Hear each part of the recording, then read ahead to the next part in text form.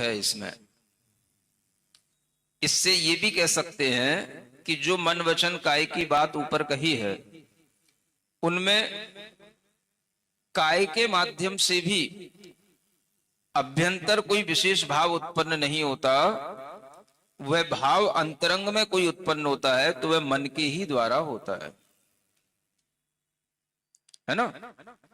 आप इस बात को अच्छे ढंग से समझ भी सकते हैं कि कोई भी भाव अपने अंतरंग में शरीर से या इंद्रियों से उत्पन्न नहीं होता, वह भाव मन के ही माध्यम से उत्पन्न होता है। तो जो कुछ भी विचार है, जो कुछ भी भाव है, वह नौ इंद्री के आश्रित है। नौ इंद्री माने मन, और जो मन है उसको अभ्यंतर करण कहा जाता है। इंद्रियां जो है उसको बाह्य करण कहते हैं, है ना। तो यहां पर यह कहा जा रहा है कि अगर आप देखें, संयमी माने सिद्धांत में, शास्त्रों में देखा जाए तो नय बाहरियो भावो अभ्यंतरियो या अथि। बाहरी भाव नहीं है, माने इंद्रियों का कोई भी भाव जो है वो आपके लिए कारण नहीं है। आश्रवादी के लिए मुख्य रूप से क्या है, तो वह मन का ही भाव है।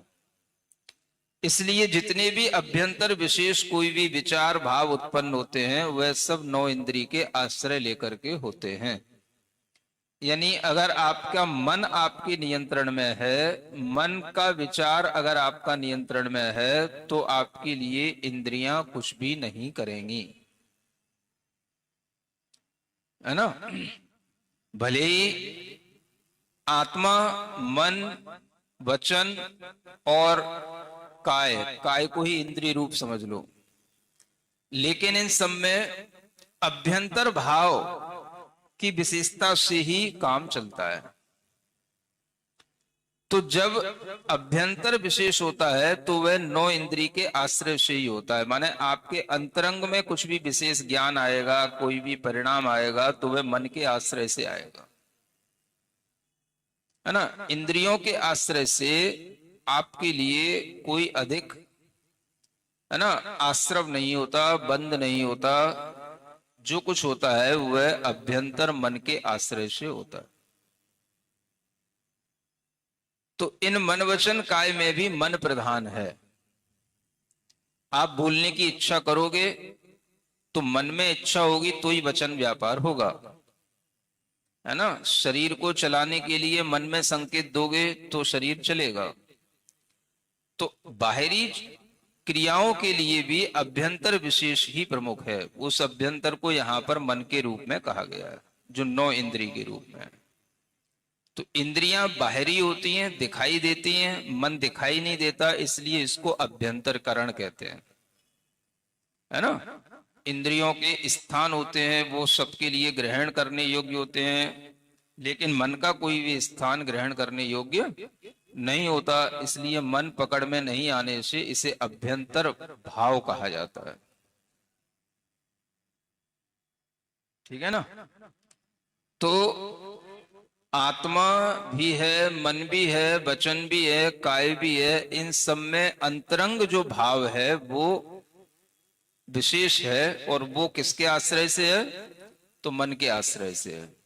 माने मन के आश्रित होकर के ही आप वचन और काय की तरफ चल सकते हैं, और मन के ही आश्रय से आप अपनी आत्मा की ओर भी गति कर सकते हैं। मन बीच में है ना। इसलिए इस मन के भाव को प्रमुख करके आप ये बहिरंग और अंतरंग जो दोनों प्रकार की आपके पास में सामग्रियां हैं, इन सब की व्यवस्था को समझ सकते हैं।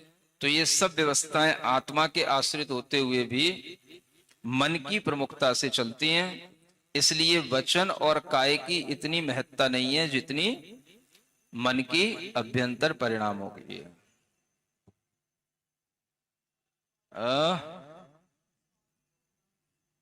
हम्म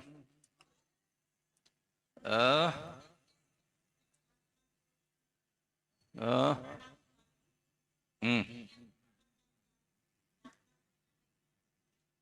तो परिणाम काय के आ रहे, कहाँ से आ रहे? कहीं से भी आ रहा है, आ तो भीतर से ही रहे ना।